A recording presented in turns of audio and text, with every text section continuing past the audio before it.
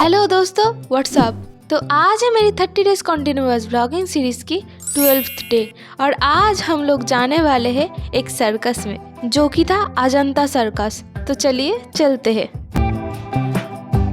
Life में पहली बार इतना बड़ा होने के बाद सर्कस देखने जा रही थी मैं, तो उस टाइम मेरी एक्साइटमेंट लेवल बिल्कुल टॉप में थी। तो शो का टाइम 1, 4 और 7 बजे तक का था। तो मैं 1 बजे की शो में पहुंची थी और टिकट का प्राइस 100 रुपये से स्टार्ट हो रहा था। 100 रुपये वाला गैलरी सीट के लिए था और सामने चेयर्स भी रखा हुआ था जिसकी प्राइस 250-300 रुपये तक जा रहा था। क्या आपको पता है कि सर्कस की शुरुआत कैसे हुआ था? अगर नहीं पता तो सुनते जाओ। तो दुनिया में सर्कस का शुरुआत लंदन से हुआ था। वहाँ पे एक आदमी जिनका नाम फिलिप एस्ले था, उन्होंने सर्कस का शुरुआत सबसे पहले किया था। तो चलिए जानते हैं कैसे हुआ था सर्कस का शुरुआत। अबे जल्दी बोल, कल सुबह पनवेल निकलना है। तो दरअसल एस्ली के पापा का लकड़ी का बिजनेस था। तो छोटे से उम्र से ही फिलिप अपने पापा को बिजनेस में हेल्प किया करता था, पर फिलिप का कोई इंटरेस्ट नहीं था अपने पापा का लकड़ी के बिजनेस में। वो घोड़सवारी को लेकर बहुत पैशनेट थे।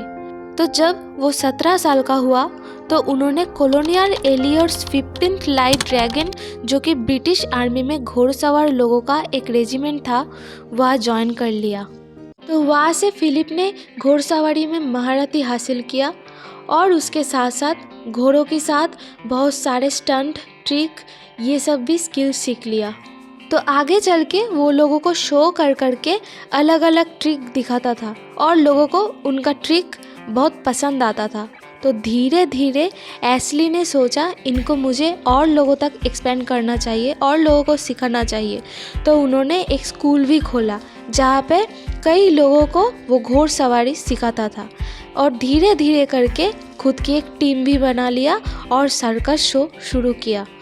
और धीरे धीरे करके सर्कस शो की पॉपुलैरिटी लोगों में बढ़ता जा रहा था। तो इसके साथ साथ एस्ली ने सोचा कि और किस किस तरीके से शो को और मज़ेदार और बेटर किया जा सकता है। तो धीरे धीरे शो में जोकर, फिर अलग अलग जानवर, फिर अलग अलग स्टंट, जगलर, टम्बलर, ये सब ऐड होता चला गया और लोगों को सर्कस बहुत पसंद आने लगा। और देखते ही देखते सर्कस की कई अलग अलग कंपनियां बनने लगी।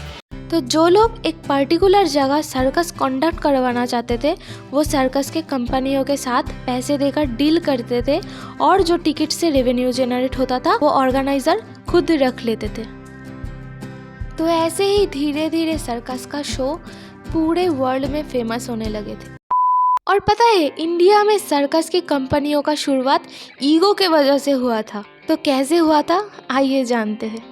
तो 1879 में गुइसिपी इंडिया में अपनी circus the royal Italian circus लेकर आया था।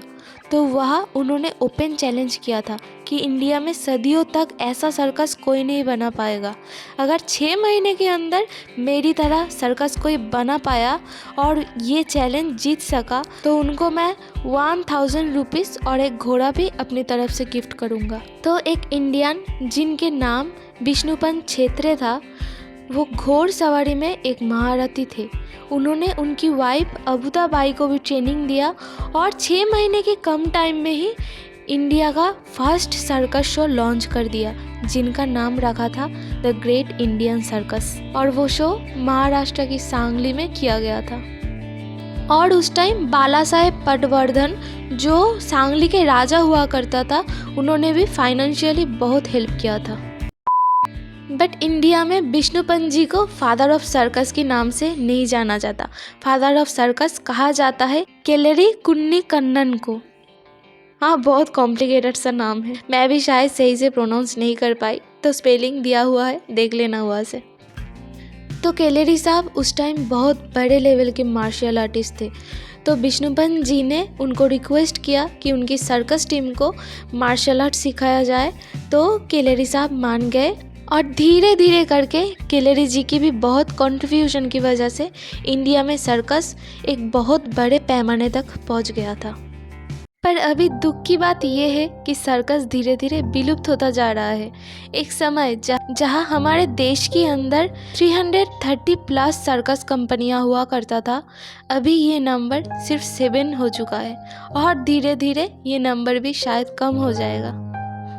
क्योंकि हमारे मम्मी पापा भी कहते हैं एक टाइम ऐसा था कि सर्कस में बहुत भीड़ देखा जाता था, टिकट नहीं मिलता था, टिकट ख़त्म हो जाता था और बैठने का भी जगह नहीं मिलता था। पर अभी सर्कस बहुत खाली खाली लगता है। शायद cinema, web series, phone, TV ये सब सर्कस की मार्केट को रिप्लेस करता जा रहा है। तो खैर, इसके साथ मैं अपनी आज की वीडियो को करती हूँ ख़त्म। तो मिलते हैं कल एक और नई वीडियो के साथ। तब तक खुश रहो, मस्त रहो और अगर आपको मेरी वीडियो अच्छी लगी हो तो वीडियो को लाइक और चैनल को सब्सक्राइब करते हुए जाना। मिलते हैं कल। Tata bye.